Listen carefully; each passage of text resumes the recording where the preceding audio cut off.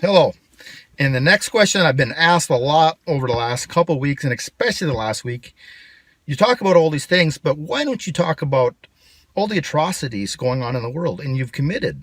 Why don't you care about Syria, Iraq, Afghanistan, Kashmir, Palestine, all these areas? And I guess what I have to say is quit thinking rational. It doesn't work with us, okay? And the key word is we've been desensitized. And a good example I want to make how we've got desensitized is you look at telemarketing, okay, over the phone sales in the 80s. It started in the early 80s there. And before that, anytime someone ever got a phone call, they were all happy. Maybe a friend's calling, maybe my grandma's calling, maybe we're going to go fishing or hunting or hiking or a trip or sporting event or something great, and they're all happy. And they sold like crazy because everybody went to the phone anticipating something good, and they were in a good mood so they could sell well. And only after 10 years, people just got annoyed and mad, and the sales just dropped. And then they started getting on politicians, quit making these people call us. So we got desensitized to phone calls. And the same happened with human beings.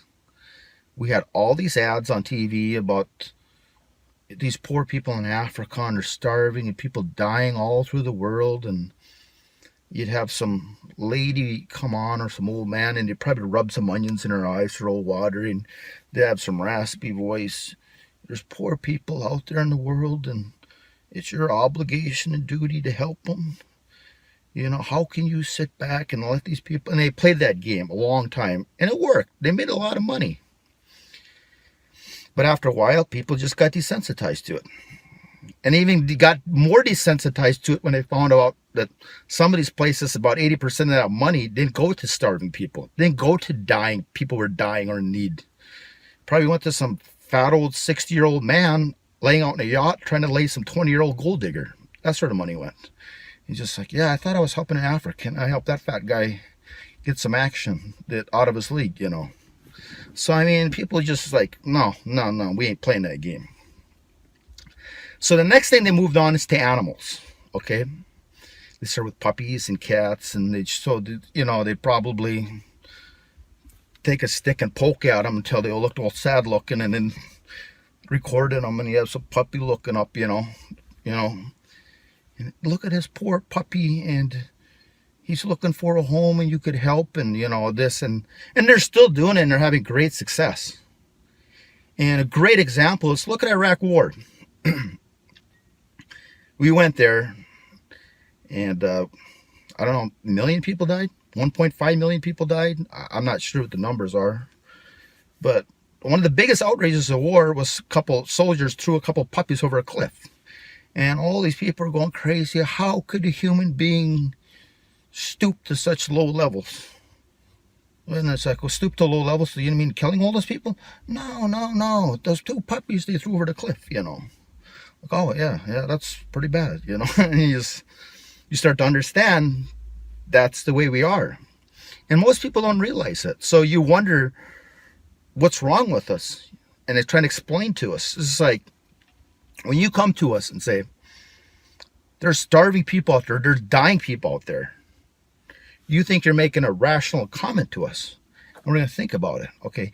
But what you don't realize is we've got hammered to hell with telemarketing and all these commercials.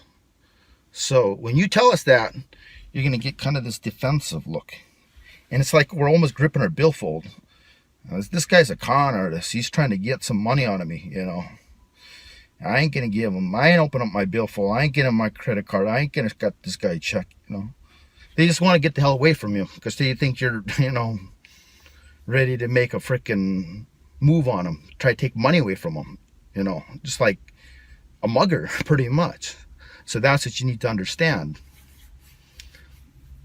And even like Pakistan, if I went to my friends and said, or Afghanistan, there's starving people over there and there's tough times and people ain't doing well, and we need to help these people out.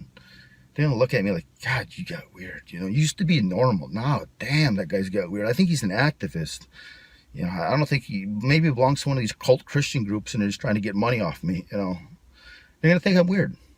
But I did. This is what I did, and it worked well. You know, I get so many messages from you guys for jobs. I want to move to the United States. I want a job. I want this. I want this. And I understand. You know, I understand.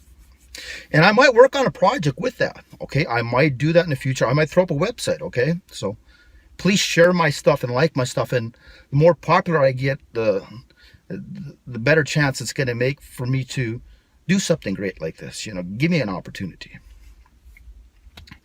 But anyways, I told my friends about this guy from Peshawar.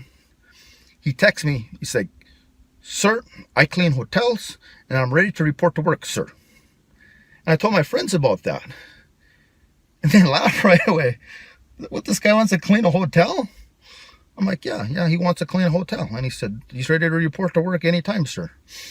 And then they laugh, but then they get really apathetic, you know? They're like, you know, you could just see in their eyes, he's like, well, just the guy wants a job, you know? He just wants an opportunity. I mean, he sounds like a decent guy. I mean, you know, you could tell there's, you know, they feel sorry for the guy. Now, if I would have said, there's a guy in Peshawar and he's starving to death, or there's a guy in Peshawar and he had cancer, or there's guys in Peshawar that's, you know, homeless and can't feed his kids, you're going to be in the defense mode where I'm a weirdo or I'm an activist. See what I'm saying? So when you address us, you got to understand our mindset. You got to understand what we've been desensitized to and what we have not been desensitized to. And I think you could use that for opportunities, you know. And a lot of you guys keep asking for jobs too, and I'm going to let you just know that the way a lot of these people are getting jobs, they're saying they're refugees, okay? The Somalians, a lot of them, they don't even have a true passport. They have it's called a Somaliland passport. And technically, that's only supposed to get you into Kenya and Ethiopia. It's not even valid for any other place. So they'll go to some place, and a lot of them tell me, well, we're not even refugees, but if we say we're refugees, we get instant access, okay? And not only that, I think there's government programs where the government will pay like half the employer's wage for so long. So, but you know the funny thing I found out, and they're great people, nothing against them, but Nepal, you know, right north of India, there on that Chinese border, they're getting refugee status. There's no war there, you know? Technically, these Afghans, because I know during that war, I think Iran took like 900,000. You guys took close to 2 million, you know.